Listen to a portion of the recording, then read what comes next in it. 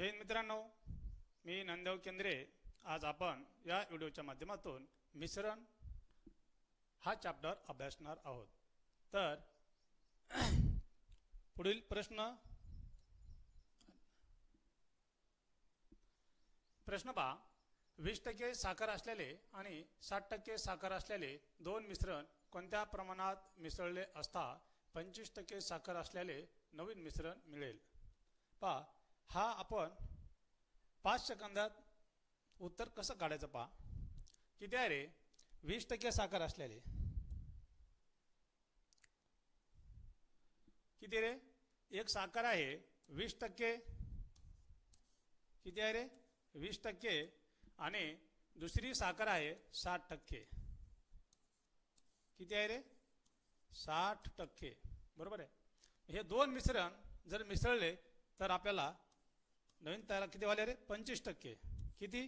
25%. मग आपल्याला 25% मिसळल्याच्या नंतर पहा, ह्या 60 आणि 25 मध्ये कितीचा अंतर आहे रे? 35चा. बरोबर आहे. आणि मित्रांनो, हे 25 आणि 20 मध्ये कितीचा अंतर आहे? 5चा. ह्याला म्हणायचं ॲलिगेशन मेथड. कोणते म्हणायचे रे? Allegation method. बरोबर आहे. तर हे 25% साखर असलेले जर नवीन मिश्रण म्हणलं, बघा 5 × 5 5 × 7 35 म्हणजे 25% जर केलं मित्रांनो तर हे नवीन मिश्रण आपल्याला मिळणार 7:1. हे पर्याय क्रमांक 1 हे उत्तर आलेलं आहे. समजलं?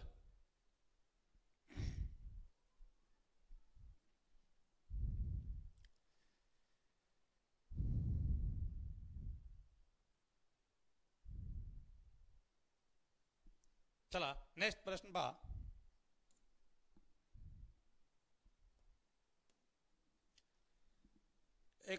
प्रश्न काय? एका गोट्यात काही ससे व कबूतर आहेत. जर त्यांच्या डोक्याची संख्या मोजली तर 200 भरते व पायांची संख्या 580 भरते. तर इथे कबुतराची संख्या किती? आपल्याला काय काढायला सांगितलं मित्रांनो? हे कबुतराची संख्या काढायला सांगितलेलं आहे. पहा, हे L भागिले 2 मायनस H. बरोबर आहे. L म्हणजे काय आणि H म्हणजे काय? लेग म्हणजे पाय, त्याचा आपण पहिले कॅपिटल अक्षर घेतलेलं आहे. हेड म्हणजे डोके, त्याचा आपण हे कॅपिटल अक्षर घेतलेलं आहे. लेग. आता पाया संख्या किती आहे रे? 580. किती आहे? 580 भागिले 2 मायनसला मायनस. डोक्या संख्या किती आहे रे? हे 200. बरोबर आहे. 2 बे 2 4 92 18 हा 0. बरोबर. 290 मायनस 200 बरोबर किती रे मित्रांनो? ही आपली संख्या 1 भेटली. कोणती संख्या भेटली? हे सशाची संख्या भेटली. बरोबर आहे. तर तुम्हाला या ठिकाणी कबुतराची संख्या काढायला सांगितलेली आहे. एकूण किती आहे रे संख्या डोक्यांची? 200 मायनस 90. तर या ठिकाणी 290 गेले, 110 राहिले. हा काय आला रे?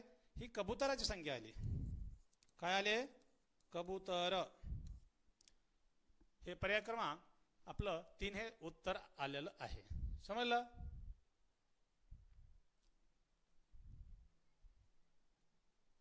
पहा एक नेक्स्ट प्रश्न.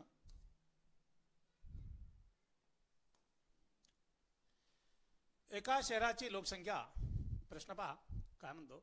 एका शहराची लोकसंख्या 90,000 होती. एका वर्षात पुरुषांची संख्या 13% आणि महिलांची लोकसंख्या 11% वाढली. तेव्हा शहरातील एकूण लोकसंख्येत 12% वाढ झाली. तर शहरातील महिलांची संख्या किती? या ठिकाणी काय झालेलं आहे? एकूण 90,000 लोकसंख्या आहे. किती आहे? 90,000 लोकसंख्या आहे.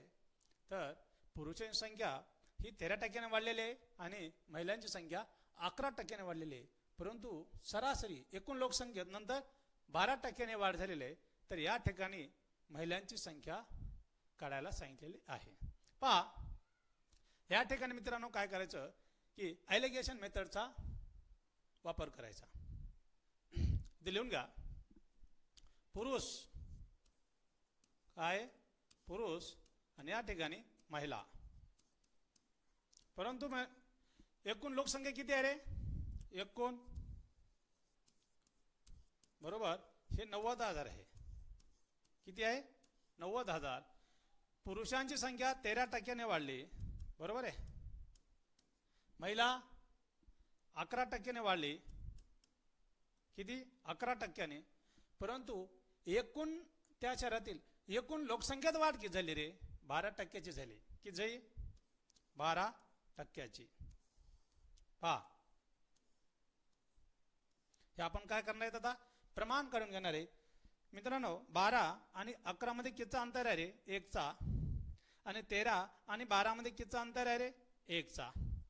हे 11% जे महिला आहेत ना, ह्यांचं प्रमाण आलं 1, आणि पुरुषांचं जे 13% आहे ना, हेच प्रमाण आलं 1. तर या ठिकाणी आपल्याला महिलांची संख्या काढायला सांगितलेली आहे. पहा, एकूण लोकसंख्या किती आहे रे? 90,000, बरोबर आहे. आता काय करा, ह्या प्रमाणांची बेरीज करा. 1 आणि किती झाले रे? 2. प्रमाणांची बेरीज 1 आणि किती झाले? 2. कोणाचं काढायला सांगितलंय? महिलांचं. महिलांचं प्रमाण किती आलं रे? 1 गुणिले 1. बे 1 बे, बे चौक 8, उरला 1, झाले 10, बे 5 10, आणि इथले 3 0. मित्रांनो, त्या शहरात महिलांची संख्या 45,000 आहे. हे पर्याय क्रमांक आपलं 1 हे उत्तर आलेलं आहे.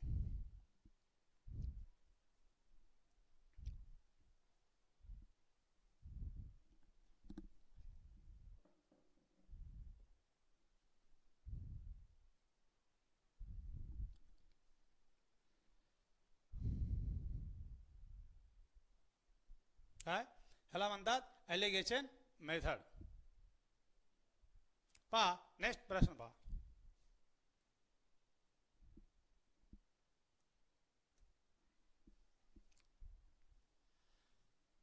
अर्णवने 12,000 रुपयाची रक्कम 2 वेगवेगळ्या बँकांमध्ये अनुक्रमे 15% व 20% या दराने जमा केले. जर 2 वर्षानंतर त्याला एकूण 4,320 रुपये सरळ व्याज मिळाले असेल तर 20% दराने किती रक्कम जमा केली असावी? मित्रांनो, या ठिकाणी एकूण रक्कम आहे 12,000 रुपये. त्या 12,000पैकी अर्णवने काय केलेलं आहे? 2 बँकांमध्ये, एका बँकेमध्ये त्यांना 15% दराने आणि दुसऱ्या बँकेमध्ये 20% दराने ही रक्कम जमा केलेली आहे. परंतु 20% दराने किती रक्कम जमा केली आणि 15% दराने किती रक्कम जमा केली हे आपल्याला माहिती आहे का? नाहीये ते आपल्याला. तर त्यांनी सांगितलेलं आहे 20% दराने किती रक्कम जमा केलेली असावी. पहा, एकूण रक्कम किती आहे रे?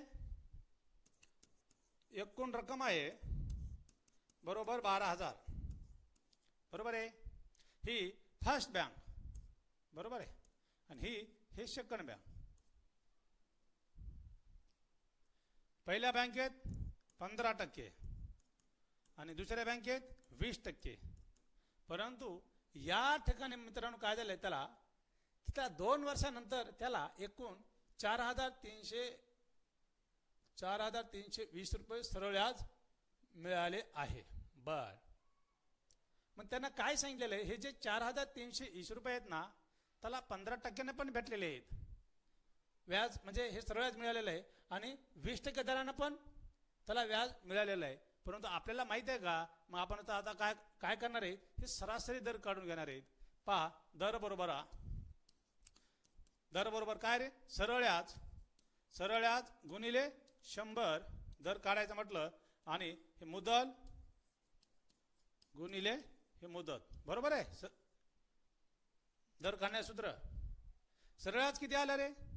4,320 गुणिले 100, बरोबर ना? 4,320 भागिले मुदत किती आहे रे? 12,000. मुदत किती आहे? 2 वर्षे. 1 2 3 1 2 3, बरोबर आहे.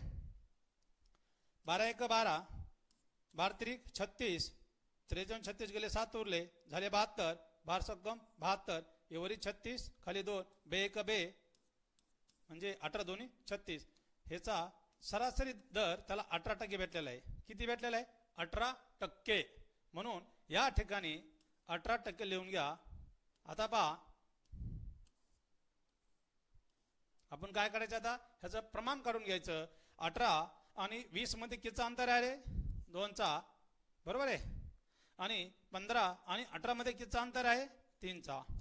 मित्रांनो 3 हे 20% दराचं प्रमाण आहे आणि 2 हे 15% दराचं प्रमाण आलेलं आहे. तर त्यांनी सांगितलेलं आहे की 20% दराने किती रक्कम जमा केली, बरोबर आहे. आता एकूण किती आहे रे? 12,000, बरोबर आहे. आता काय करा, ह्या प्रमाणांची बेरीज करा. 2 आणि 3चा किती जर बेरीज? 5. कोणा किती? हे 20% आहे ना. मग 20% दराचं प्रमाण किती आलं रे? 3 गुणिले 3. 5 × 5 5 2 10, बरोबर आहे. 5 2 10 झाले 20. 5 चोक 20 आणि 2 0 म्हणजे बरोबर 2400 गुणिले 3 24 त्रिकोण 72 2 0. मित्रांनो त्यानं 12,000पैकी 7,200 हे 20% दराने रक्कम बँकेमध्ये जमा केली होती. 7,200 हे पर्याय क्रमांक 2 हे आपलं उत्तर आलेलं आहे.